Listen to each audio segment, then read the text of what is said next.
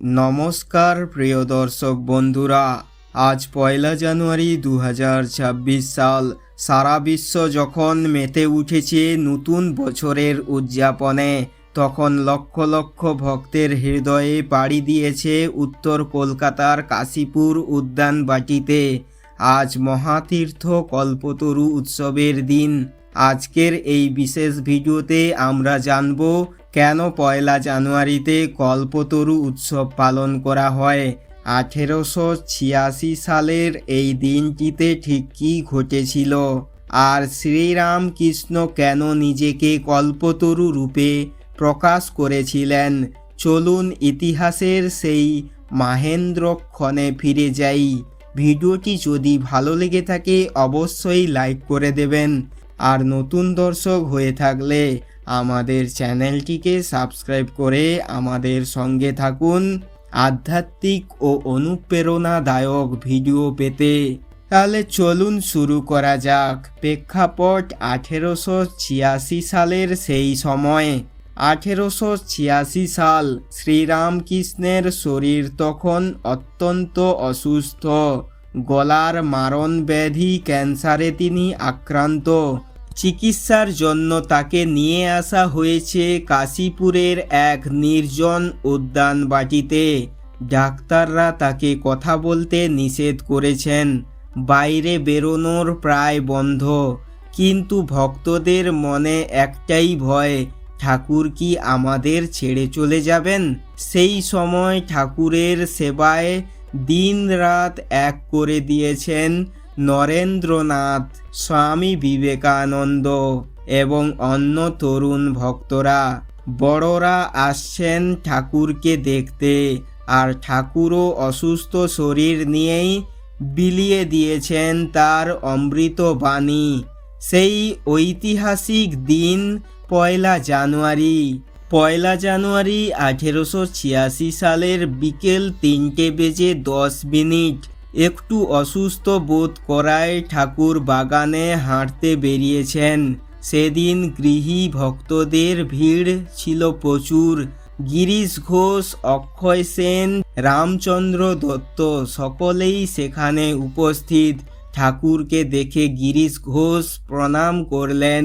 ঠাকুর হঠাৎ গিরিশকে জিজ্ঞেস করলেন, গিরিশ, তুমি যে সকলকে আমার সম্বন্ধে এত কথা বলো, তুমি আমার মধ্যে কি দেখেছ? গিরিশচন্দ্র ঘোষ হাত জড়ো করে নত জানু হয়ে বললেন, ব্যাস বাল্মীকি, যার মহিমা বর্ণনা করতে পারিনি, আমি তার সম্বন্ধে আর কি বলবো। গিরিশের এই অটল বিশ্বাস দেখে ভাবাবেশ হলো। তিনি ভক্তদের দিকে তাকিয়ে বললেন, তোমাদের আর কি বলবো, তোমাদের চৈতন্য হোক। এটি কোনো সাধারণ আশীর্বাদ ছিল না, এটি ছিল এক ঐশ্বরিক স্পর্শ। ঠাকুর সেদিন হয়ে উঠেছিলেন কল্পতরু, যার কাছে যা চাওয়া যায় তাই পাওয়া যায়। কল্পতরু হওয়ার অর্থ ও ভক্তদের অভিজ্ঞতা। কল্পতরু হলো স্বর্গের সেই গাছ, যার নিচে দাঁড়িয়ে যা প্রার্থনা করা হয় তাই ফলে। সেই দিন ঠাকুর প্রত্যেকের বুকে হাত দিয়ে স্পর্শ করলেন, আর অদ্ভুত ব্যাপার, কেউ দেখলেন এক দিব্য জ্যোতি, কেউ বা শ্রীকৃষ্ণের দর্শন পেলেন, কেউ গভীর ধ্যানে ডুবে গেলেন। উপস্থিত গৃহী ভক্তদের আধ্যাত্মিক জীবনের দুয়ার সেদিন খুলে গিয়েছিল। ঠাকুর বুঝিয়ে দিয়েছিলেন, শরীর অসুস্থ থাকলেও তার কৃপা অফুরন্ত। তিনি বলেছিলেন, তোমাদের চৈতন্য হোক, অর্থাৎ তোমাদের অন্তর আত্মা জেগে উঠুক, তোমরা ঈশ্বরকে অনুভব করো। বর্তমান সময়ে কল্পতরু উৎসবের গুরুত্ব। প্রতি বছর পয়লা জানুয়ারি কাশীপুর উদ্যানবাটিতে লক্ষ লক্ষ মানুষের সমাগম হয়। শুধু কাশীপুর নয়, দক্ষিণেশ্বর মন্দির, কামারপুকুর এবং সারা বিশ্বের শ্রীরামকৃষ্ণ মিশনে এই দিনটি গভীর শ্রদ্ধার সঙ্গে পালিত হয়। একজন ভক্তের কাছে এই দিনটির গুরুত্ব অপরিসীম। কেন? এটি কেবল ক্যালেন্ডারের উৎসবই নয়, এটি চেতনার উৎসব। এই দিনে ঠাকুরকে স্মরণ করার অর্থ হল নিজের ভেতরকার সুপ্ত দেবত্বকে জাগিয়ে তোলার প্রার্থনা করার দিন। নতুন বছরটি যেন কেবল পার্থিব বস্তুর পেছনে না ছোটে, আধ্যাত্মিক শান্তিতে কাটে। সেই প্রার্থনা করার দিন আজ। আমরা কি শিক্ষা নিতে পারি?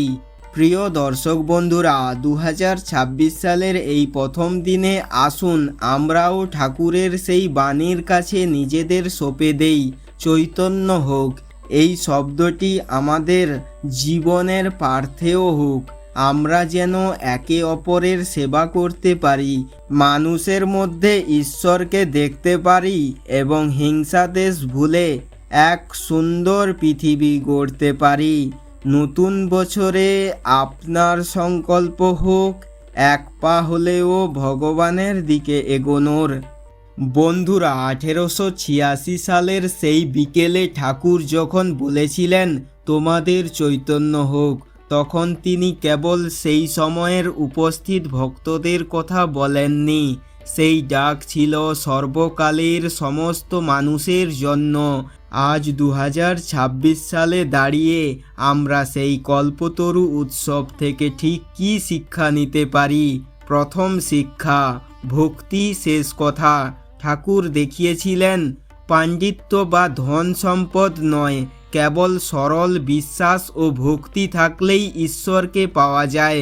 গিরিশ ঘোষের মতো একজন সাধারণ মানুষ, যার জীবনে অনেক ত্রুটি ছিল, কেবল তার বিশ্বাসের জোরেই তিনি ঠাকুরের কৃপা পেয়েছিলেন। আমাদের শিক্ষা হলো আমরা যেমনই হই না কেন, ভগবানের কাছে আত্মসমর্পণ করলে তিনি আমাদের ফেরান না। দ্বিতীয় শিক্ষা, চৈতন্যদয় বা সচেতনতা। নতুন বছরে আমরা অনেক সময় দামি গাড়ি, বাড়ি বা ভালো চাকরির প্রার্থনা করি, কিন্তু ঠাকুর আমাদের শিখিয়েছেন শ্রেষ্ঠ প্রার্থনা হলো চৈতন্য চাওয়া।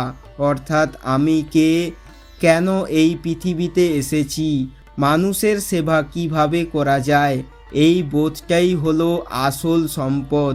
তৃতীয় শিক্ষা, জীব সেবা। ঠাকুরের আদর্শ ছিল শিব জ্ঞান জীবে সেবা।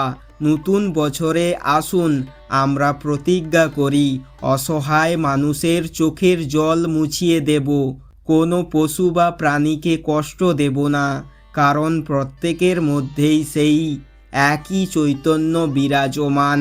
চতুর্থ শিক্ষা, নিজের ভেতরকার কল্পতরুকে জাগানো। আমাদের মনই হলো আমাদের কল্পতরু। ঠাকুরের সেই আশীর্বাদকে পাথেয় করে আসুন আমরা নেতিবাচকতা ত্যাগ করি। 2026 সালের বিশেষ বার্তা। 2026 সাল শুরু হলো। হয়তো গত বছরটা আপনার খুব একটা ভালো যায়নি, হয়তো আপনি অনেক যন্ত্রণার মধ্যে দিয়ে গেছেন, কিন্তু মনে রাখবেন আজ 1 জানুয়ারি। আজ সেই দিন যেদিন ঈশ্বর নিজে মানুষ রূপে নেমে এসে কোল বাড়িয়ে দিয়েছিল সবার জন্য। এই নতুন বছরের ভোরে আয়নার সামনে দাঁড়িয়ে নিজেকে বলুন আমারও চৈতন্য হোক। নিজেকে ক্ষমা করুন, অন্যদের ক্ষমা করুন। আজ থেকে প্রতিদিন অন্তত 5 মিনিট শান্ত হয়ে বসুন এবং ঠাকুরের সেই বরাভয় মূর্তিটি ধ্যান করুন।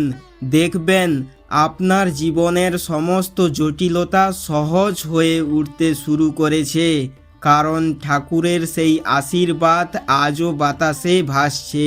কেবল আমাদের তা গ্রহণ করার মতো অন্তর তৈরি করতে হবে। আজকের এই বিশেষ আলোচনা যদি আপনার মনে বিন্দুমাত্র শান্তির পরশ বুলিয়ে থাকে, তবে ভিডিওটি আপনার বন্ধুদের এবং আত্মীয়দের সাথে শেয়ার করুন। হয়তো আপনার একটি শেয়ার কারো বিষণ্ণ মনে নতুন আশার আলো জ্বালতে পারবে। আপনি কি আজ বাড়িতে কোনো বিশেষ পুজো করলেন?